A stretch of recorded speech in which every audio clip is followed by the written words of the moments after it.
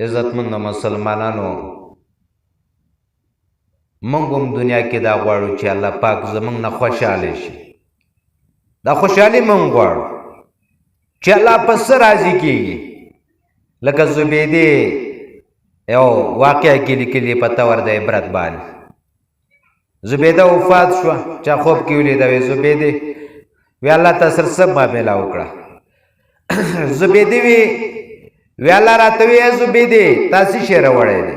ما له دې څه شی راوړی دی؟ ما ورته وی چې الله پاکه ما خو نور هېڅ شی هم نه ده راوړی، خو یو نهر مې ویستلی نو یې زبیده هغه یو نهر مې ویستلی او نو په هغې حقه یو نهر الله پاک ورته وی چې زبیدې هغه نهر خو تا چې ویستلی بیت المال په پیسو دې ویستلی، خپل خبره کوه چې تا څه شی راوړی.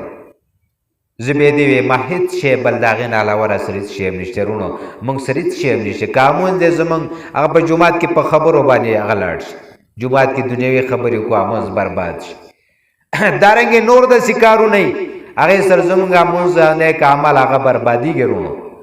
نو خو داسې عمل پکار دی چې الله پې خوشحالېږي. الله دې داسې عمل زموږ نه صادر کړي چې الله پې خوشحالېږي. الله پاک زبیدې ته وی زبیدې یو عمل دې ډېر بهترین کړی و، هغه مې خوښ شوی دی، تا زه په هغې په وجه بخمه. ما ته خو نه دی معلوم.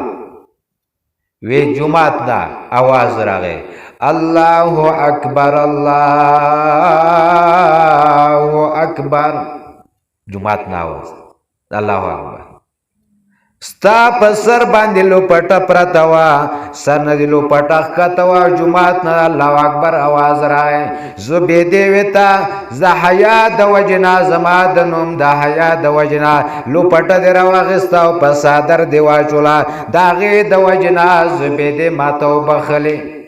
دا الله پاک موږ دا پته نشته الله پاک موږ نه څه وخت خوشحالي په څه راضي کېږي دا پته نشته.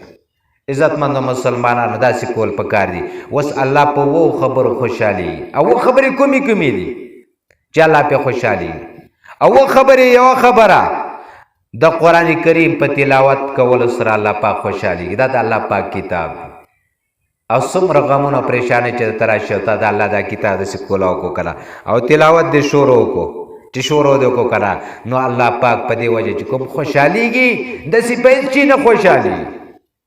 بس تلاوت کوه الله پاک پې ډېر زیات راضي کېږي. خیرونه او برکتونه د اسمان د طرف نه په تا باندې نازلېږي. بیا دویم نمبر 5 وخته په منځ کولو سره په پابندۍ سره چې 5 ټیمه منځ کوي 5 وخته منځ په پابندۍ سره کوي الله پاک په دې باندې ډېر زیات خوشحالي. ځکه شیطان یوه سجده نه ولګولې الله پاک جنت نه ویستلی دی. او چې ما او تا مسلمان یو منځ قضا کړو الله پاک به ما او تا جنت ته څنګه بوځي؟ یو منځ قضا کړو څنګه به بوځي؟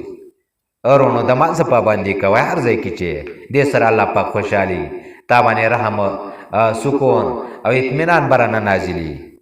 او دارنګې دریم نمبر د الله پاک په نعمتونو باندې شکر ادا کول چې د الله څومره نعمتونه دي. هر یو نعمت بدن جوړ دی الحمدلله، صحیح شوه، یو کار دې په خیر او عافیت سره وکړو الحمدلله، اوبه په قلاره تېره شوې الحمدلله، روټۍ دې په سکون آرام سره تېره شوه الحمدلله، مرۍ کې وننښته الله نور څه نقصان راته جوړ نه شو.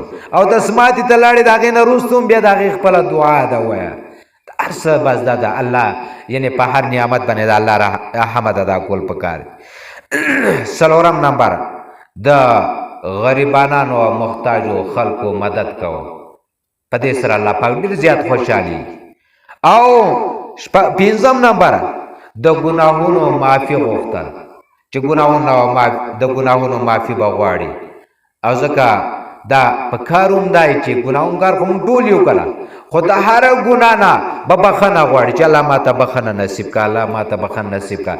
استغفار به ډېر زیات وایي. نوح علیه السلام خپل قوم ته ویلي استغفار وایي الله به مدد کوي الله به ستاسو ګناهونه معاف کړي. او 6 نمبر د مور او پلار او خپلوانو سره یعنې ښه سلوک کول احسان کول. یو صحابي راځي رسول الله اسلام ته وایي یا رسول الله اسلام د چا سره ښه وکړم؟ نبي اسلام وایي مور سره دې ښه وکړه. بیا وایي چا سره ښه وکړه؟ مور سره دې ښه وکړه. بیا وای چا سر خو کا مور سر دی خو کا په سلورم پیر بیا وای یا رسول الله صلی الله علیه وسلم د چا سر خو کوم نبی اسلام د پلار سر دی خو زکه د مور تکلیفونه ډیر برداشت کړ دي زکه نبی اسلام درې پیر د مور یعنی حق ادا کو او بل روایت کې مرাজি نبی صلی الله علیه وسلم فرمای کته جنت غواړي نو د مور او پلار د قدمونو لاندې د خپل لاندې جنت طلب کا مطلب دا دغه خدمت کو الله تعالی جنت ته بوزي الله تعالی جنت درکې او روایت کې دا مرাজি سوچ د مور او پلار خدمت کوي الله پاک به دغه عمر وګدي عمر کې وته خیرونه او برکتونه چې راغلي او سوچ صلی رحمی پالي خپلوانو سره خسلوک کوي مور او پلار سره خسلوک کوي الله پاک به دغه رزق پراخي رزق یې پراختیا راځي او بل دا و نمبر چې سبا په وخت کې سورۃ یاسین او د ماخام په وخت کې سورې واقعا لولا په دې سره الله پاک ډېر خوشحالي ګرونو نو موږ او تاسو له دا پکار دي چې موږ او تاسو د دې خبرو ډېر اهتمام وکړو الله د عمل کولو توفیق را نصیب کړي